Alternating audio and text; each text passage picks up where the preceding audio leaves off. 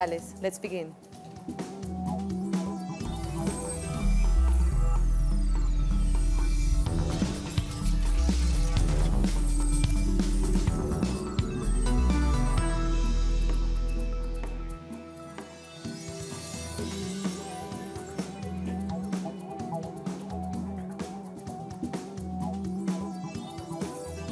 For the first time in Argentina, a court has recognized forced abortion as a separate crime against humanity.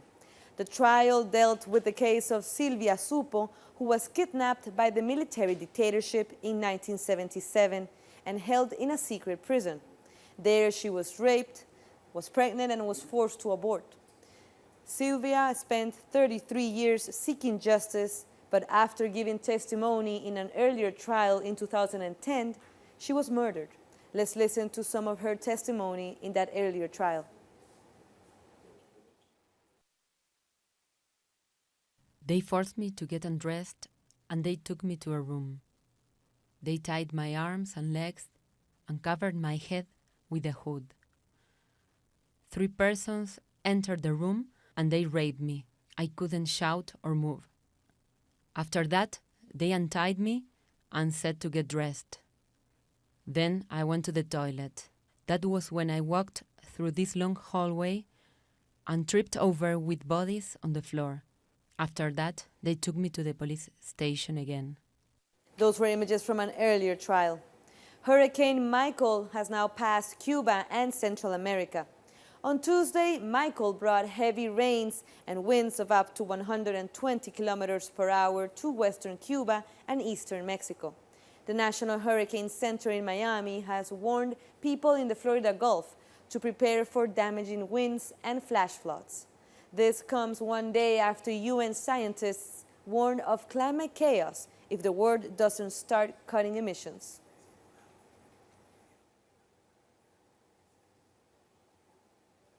After Hurricane Michael passed the west coast of Cuba, authorities are now taking special measures to protect the people. Our correspondent in Havana, Alien Fernandez, has more. Cuba has returned to normality after Hurricane Michael. The storm affected the west coast of the country, especially the region of Pinar del Rio. According to official reports, the area was flooded, affecting communities. 300 families were evacuated and several rescue operations were carried out. Government officials took special measures to protect tobacco crops from heavy rains. Tobacco is one of the country's main resources that it exports. The Meteorological Center is still warning about heavy rains and high storms that could affect local fishing communities and coastal transportation. Last night, President Miguel Díaz-Canel held an emergency meeting with local government authorities from the affected areas to agree on new economic measures to help. And now Michael is heading to Florida. It has turned into a Category 3 hurricane. With winds over 193 kilometers per hour, Michael is moving over the Gulf of Mexico, as we can see on the screen. According to the National Hurricane Center, it could turn into a Category 4 by landfall. Authorities told people from at least 20 counties in the state to flee the coastal areas. It is expected that Hurricane Michael makes landfall on Wednesday. Meanwhile, the governor of Florida, Rick Scott, has warned that Hurricane Michael could be one of the most destructive storms to hit Florida in years. Think about the destruction we've seen before with storms like Hurricane Irma. Hurricane Michael poses a deadly threat, and as it grows stronger, we can expect it to make landfall as a major Category 3 storm on Wednesday along the Gulf Coast. The Panhandle and parts of the Big Bend will likely see winds in excess of 110 miles per hour. Moving along, the U.S. ambassador to the United Nations, Nikki Haley, is set to leave the Trump administration by the end of the year. The former governor of South Carolina is the latest to quit Trump's national security circle. She held the post since January 2017. In a White House address, President Trump confirmed that he had accepted her resignation. But I just want to let you know, so at the end of the year, Nikki will be leaving and will be in constant touch. I know that whenever you have any ideas, you can call me because you know all the players. Thank you, Mr. President. You, it's Nikki. been an Take honor care. of a lifetime. And I will say this, for all of you that are going to ask about 2020, no, I'm not running for 2020. I can promise you what I'll be doing is campaigning for this one. And now to Guatemala, where former Vice President Roxana Baldetti has been sentenced to 15 years in jail on conspiracy, fraud, and influence peddling charges. She was convicted for authorizing a payment of almost $18 million for a chemical formula known as magic water to clean Lake Amatitlan. But an investigation revealed that only $2.7 million were paid, and the chemical that was nothing but a mix of salt and water. Baldetti could also be extradited to the United States on drug trafficking charges.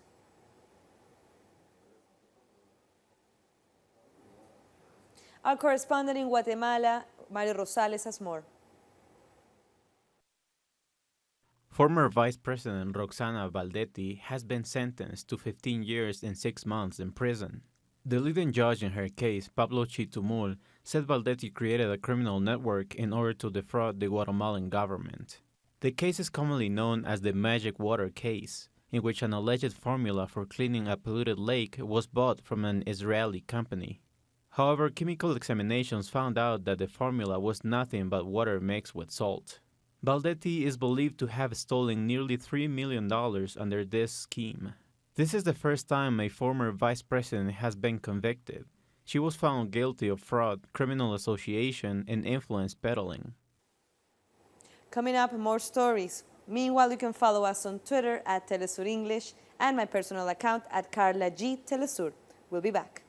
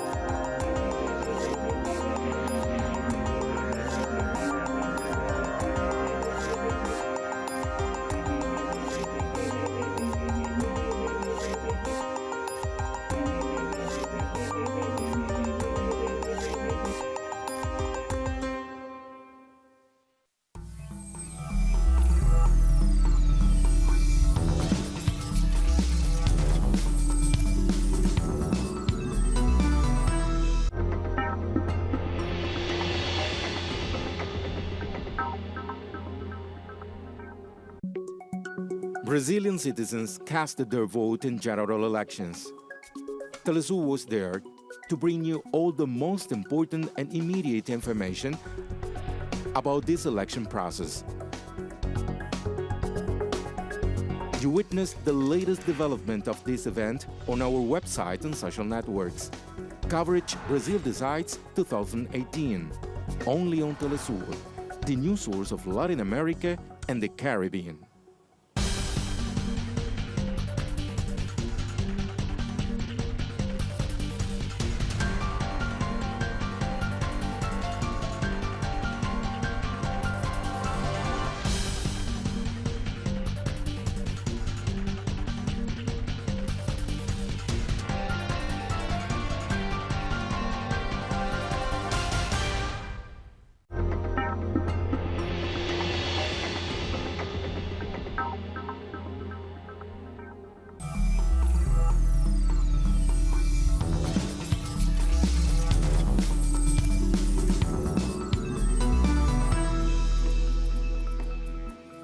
Welcome back.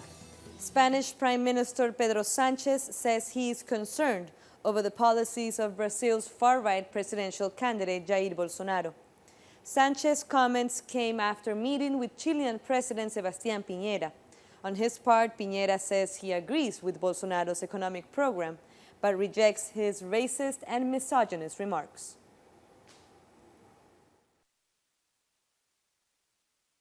Whatever the result of the election in Brazil, we hope that the government of Brazil will adhere to their international agreements and go beyond just the act of signing agreements, and to perpetuate an intergenerational commitment, which I think is fundamental. It is an enormous concern to announce that a country like Brazil could leave the Paris Agreement when the day before yesterday the UN panel of scientists alerted us of the immediate consequences of global warming and that we need to take urgent and drastic measures. Brazilian presidential candidate Fernando Haddad says he's reaching out to different political parties. The Workers' Party candidate said it's a central part of his strategy for the runoff election on October 28. Haddad has been meeting with party leaders in Sao Paulo to discuss the next steps for his campaign. On Sunday, he came 17 points behind Jair Bolsonaro in the first round. This reshaping of the field is very important for us, so we've been in contact with Ciro Gomez and his team. With the leadership of the PSB, the Socialist Party, with PSOL too, which has already given us their support. To form this coalition for freedom, for democracy, and for social rights, we haven't contacted the PSDB yet. Venezuela's Interior Minister has ordered an investigation into the death of an opposition councillor. Fernando Albán was arrested last week in connection to the assassination attempt against President Nicolás Maduro. According to initial reports, Albán was heading to a first hearing when he asked for permission to go to the bathroom. Authorities say he threw himself from a window. Minister Néstor Reverol has put the prosecutor and the investigative police to carry out a complete investigation. And a wake was held for Albán. His body was taken to the head office of the National Assembly, where politicians and other council members paid their tributes.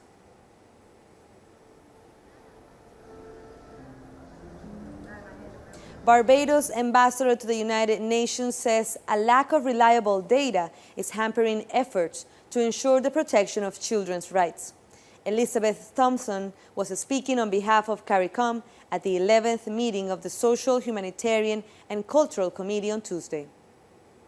UNICEF informs us that more than 650 million children live in 52 countries that are off track, or at least two-thirds of the child-related SDG indicators will not be met in those countries, for which data is available. And over 500 million children live in 64 countries that lack sufficient data for useful assessment of their status. To have sustained progress, reliable data is needed, including in the CARICOM region. Consumer confidence in Jamaica is at a record high, according to the Chamber's latest Business and Consumer Confidence Survey. For the third quarter ending in September, the index rose to 172.6 points, up from 159.1. The outlook was driven by positive perceptions of current and future employment. According to the survey, more Jamaicans expect their income to increase in the last quarter of 2018. 37% say they foresee an improved economy.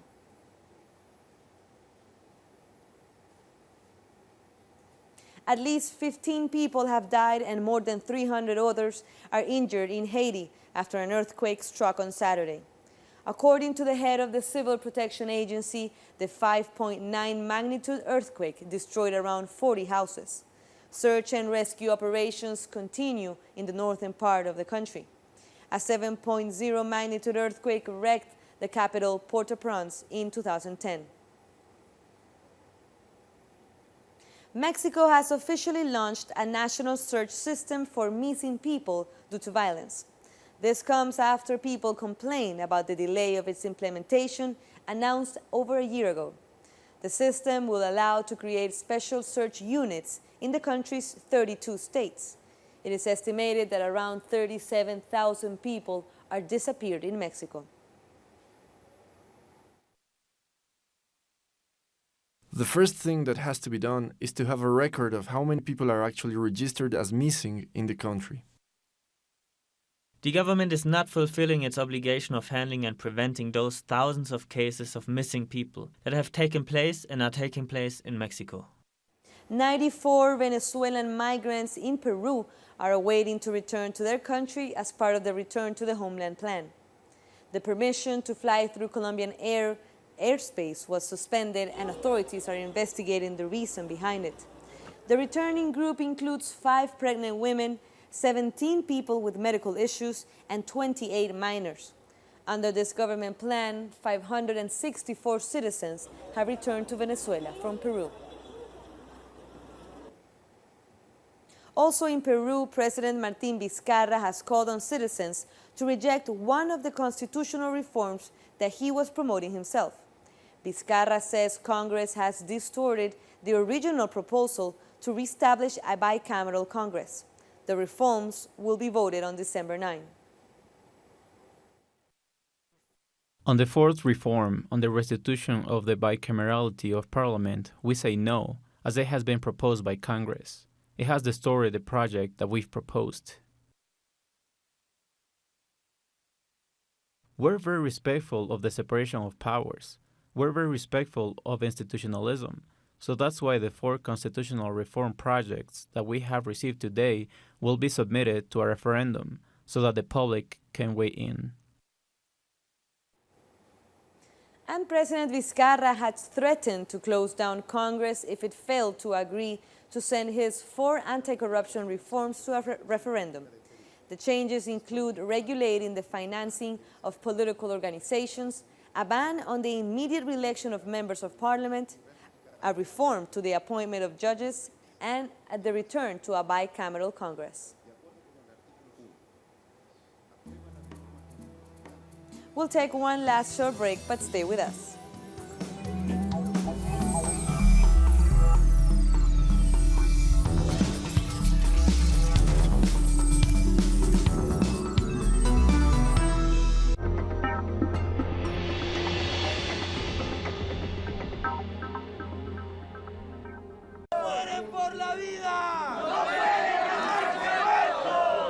Queremos verdad, reparación integral, pero sobre todo justicia, pero justicia social.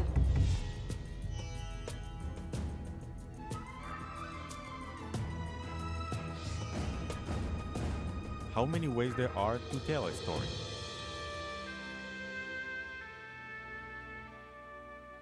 The different perspectives of our nations are on Telesur documentaries. Sundays, only on Telesur. We are present at every event where our nations are staring. We believe in a new global vision, united in every broadcasting. We keep expanding our horizons and working on a closer and better communication. Now, in Grenada, Telesur, the news source from South America and the Caribbean.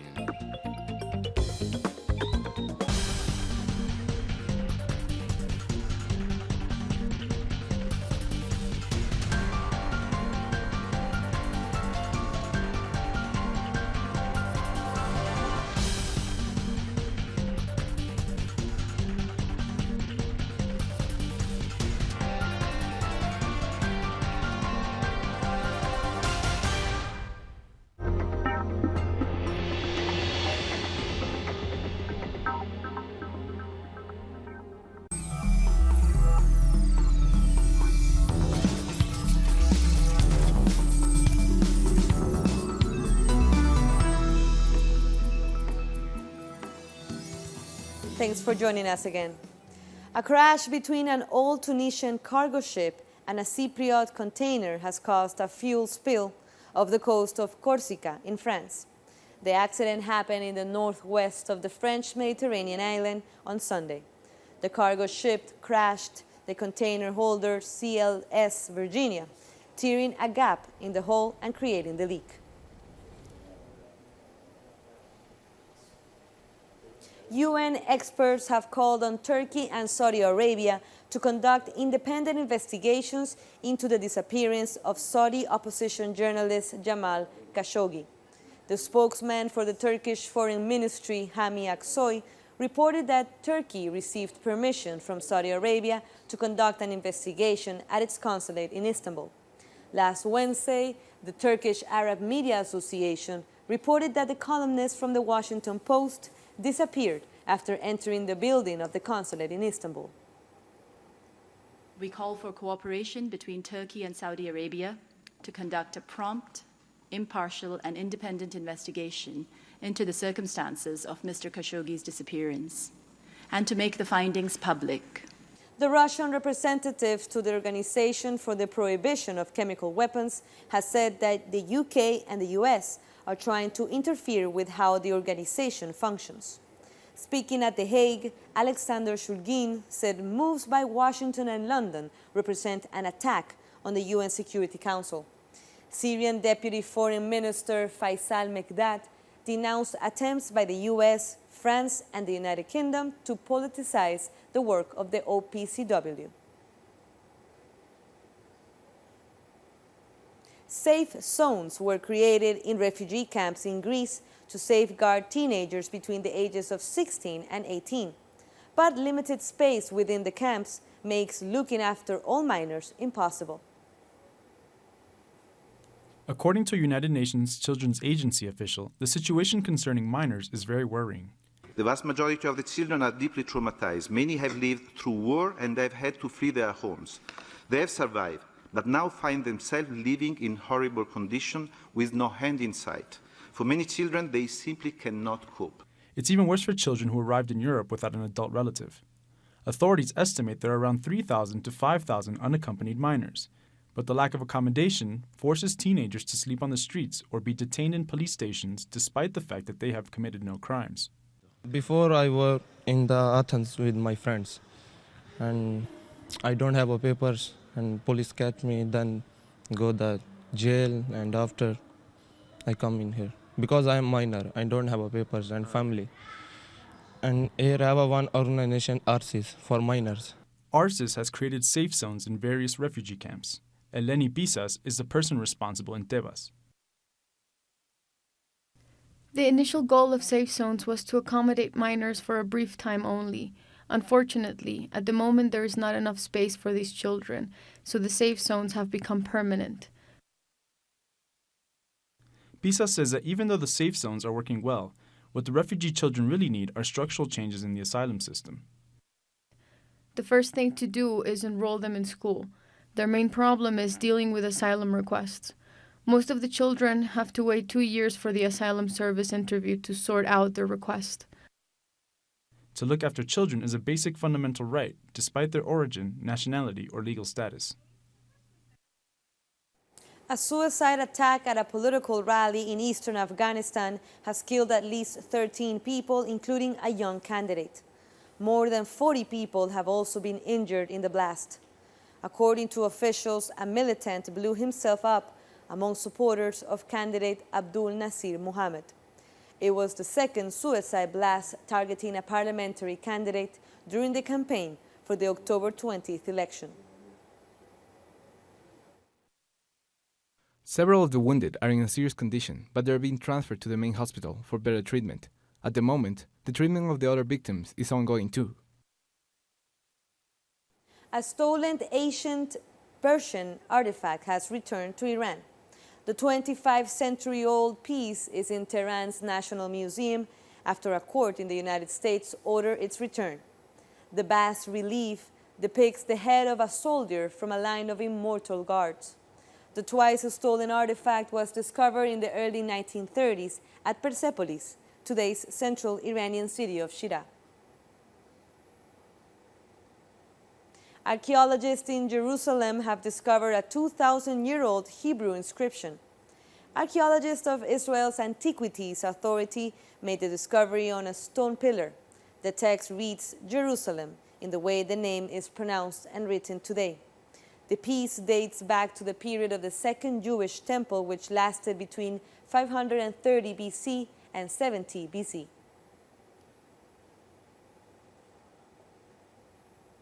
October 9th marks the 78th anniversary of the birth of British singer John Lennon. The former member of the Beatles is still a symbol of peace, as he actively opposed war, especially in Vietnam. Lennon's song Imagine remains an emblematic anthem against war and violence. He died in 1980 after being shot in front of his apartment in Manhattan.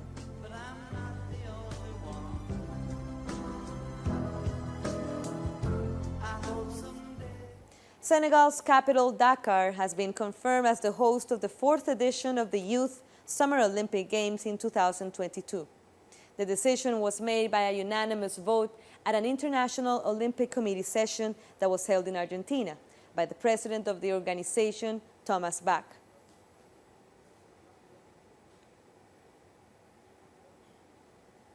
After the announcement, the director of the Olympic Games, Christophe Duby, called it a historic moment and great news for the entire African continent. 3 locations will host this event: the capital, Dakar, the city of Diamniadio, and the Sali region area.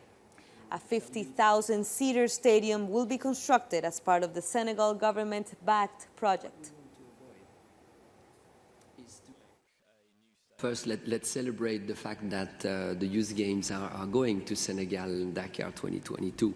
And that's a first, as you heard the President mentioning the historic moment that we all witnessed this morning. And with that, we come to the end of this news brief, but this and many other stories, you can find them on our website at telesurtv.net/English. Here you can find all our latest information, especially the topics that we've discussed today, so go check it out.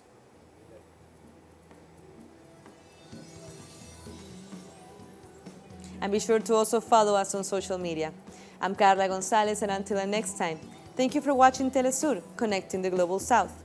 We leave you with the best images of the Buenos Aires 2018 Youth Olympics taking place now.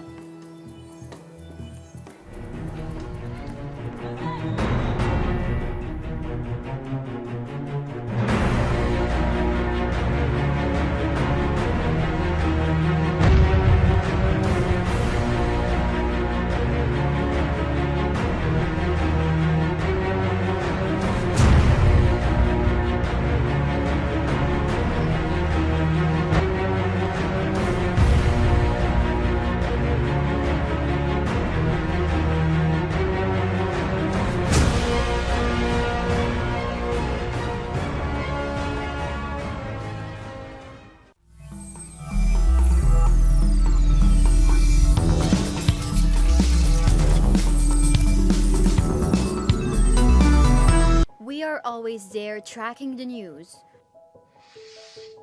We seek a